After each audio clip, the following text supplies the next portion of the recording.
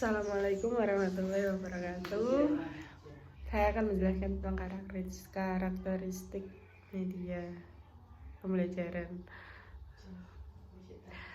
Fungsi media pembelajaran yang pertama itu menangkap suatu objek atau peristiwa tertentu. Yang kedua memanipulasi keadaan, peristiwa atau objek tertentu.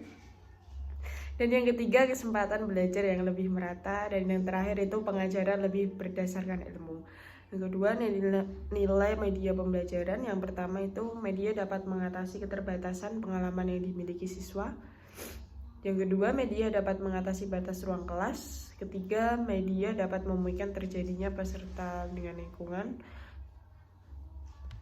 Selanjutnya, klasifikasi media pembelajaran. Berdasarkan sifat dan jenisnya. 1. Media auditif. Media auditif adalah media yang hanya mengandalkan kemampuan suara saja. Contohnya itu radio atau piringan hitam. Yang kedua, media visual. Media visual adalah media yang hanya mengandalkan indera penglihatan. Contohnya itu sendiri yaitu film strip. Dan yang ketiga, media audiovisual adalah media yang mempunyai unsur suara dan unsur gambar. Contohnya itu ada dua.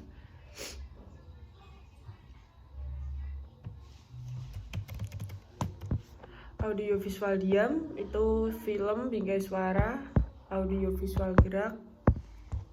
Berdasarkan teknik pemakainya, media elektronik, 2 media non elektronik. Berdasarkan daya jangkau, 1 daya jangkau serentak, 2 daya jangkau terbatas, 3 dimanfaatkan secara individual. Jenis media pembelajarannya media 2 dimensi, media yang hanya memiliki urusan panjang dan lebar dan hanya dapat dilihat dari satu arah. Contoh gambar atau foto. Media 3 dimensi merupakan media dalam bentuk model. Contoh itu sendiri yaitu model penampang, model susun, model kerja, atau diorama. Selanjutnya media proyeksi. Itu seperti slide, film strip, atau transparans. Lingkungan sebagai media, contoh kebun, pasar, industri, atau sekolah. Aplikasi komputer dalam proses pembelajaran mengajar, yaitu bersifat multimedia. Program ini dilakukan untuk membuat unsur-unsur yang lengkap. Yang B, bersifat hyperlink.